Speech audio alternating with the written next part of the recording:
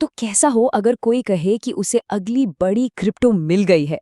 आज हम एक ऐसे ही स्पॉन्सर्ड आर्टिकल को देखने वाले हैं जो एक नए कॉइन को लेकर सच में बहुत बड़ा दावा कर रहा है। चलिए सीधे मुद्दे पर आते हैं।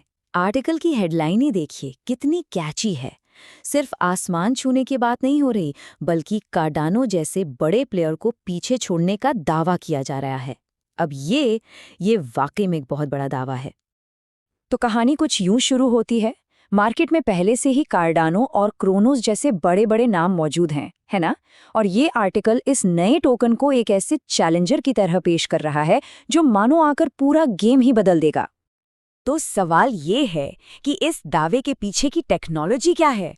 आर्टिकल के हिसाब से इसका जवाब एक बहुत बड़ी प्रॉब्लम में छिपा है, स्केलेबिलिटी। चलिए देखते हैं कि आखिर ये है क्या।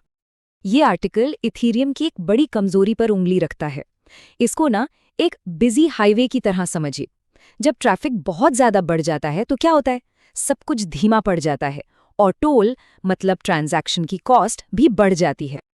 और यहाँ पर जो कॉस्ट का फर्क दिखाया गया है वो देखने लायक है।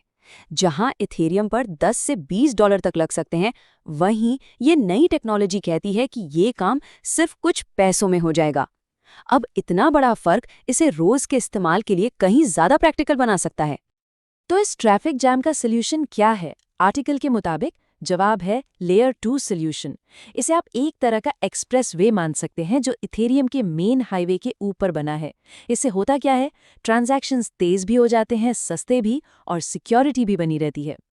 और आर्टिकल के हिसाब से ये कोई छोटा मोटा मार्केट नहीं है। कहा जा रहा है कि 2027 तक L2 ट्रांजैक्शंस का मार्केट $10 ट्रिलियन का हो सकता है। सोचिए कितना बड़ा नंबर है ये। ये आंकड़ा इस टेक्नोलॉजी के जबरदस्त पोटेंशियल की तरफ इशारा करता है। चलिए अब पिच के दूसरे हिस्से पर आते हैं, जो टेक्नोलॉजी को मीम कॉइन्स के कल्चर के साथ मिलाता है, और यहीं पर आकर मामला और भी ज्यादा इंटरेस्टिंग हो जाता है।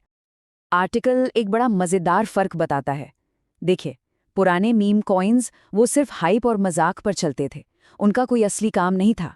लेकिन यहाँ पर तर्क ये दिया जा रहा है कि लेयर ब्रेड में मजाक तो है, पर उसके साथ साथ एक असली टेक्निकल पर्पस भी है। तो इस पूरी पिच का निचोड़ यही है, मीम्स की वायरल पावर और ब्लॉकचेन की असली यूटिलिटी का कॉम्बिनेशन। मतलब एक ऐसा मीम कॉइन जिसमें सिर्फ मजाक नहीं बल्कि दम भी है। ठीक है, टेक्नोलॉजी और कल्चर की बात तो हो गई, लेकिन इसमें इन्वेस्टर्स के लिए क्या है? आर्टिकल इसी बात पर जोर देता है कि जो जल्दी आएगा वही पाएगा। $1 मिलियन से भी ज्यादा। आर्टिकल इस नंबर को शुरुआती भरोसे के एक सबूत की तरह दिखाता है।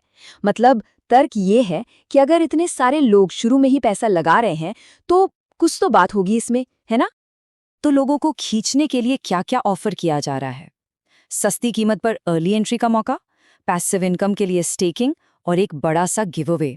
देखा जाए तो ये सब भीड़ खींचने के क्लासिक तरीके हैं। और जो लोग इस प्री सेल में हिस्सा लेना चाहते हैं, उनके लिए आर्टिकल में पूरा प्रोसेस भी बताया गया है। कोशिश यही की गई है कि इसे इतना सिंपल रखा जाए कि नए लोग भी आसानी से जुड़ पाएं।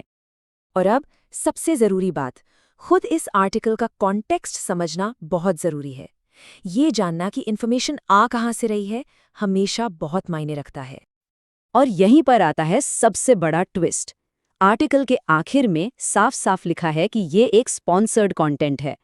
सीधे शब्दों में कहें तो ये एक ऐड है, कोई इंडिपेंडेंट न्यूज़ रिपोर्ट नहीं। और इस एक जानकारी के बिना ये पूरी कहानी अधूरी है। तो ये सब हमें एक बहुत ही अहम सवाल पर लाकर छोड़ देता है। क्रिप्टो की इस तेज तर्रार दुनिया में जब टेक्नोलॉजी और हाइप एक साथ मिलते हैं, तो कोई कैसे फर्क करे कि क्या असली इनोवेशन है और क्या सिर्फ हवाई बातें। यही समझना कि हाइप कहाँ खत्म होती है और असल यूटिलिटी कहाँ से शुरू होती है, शायद सबसे बड़ी चुनौती है।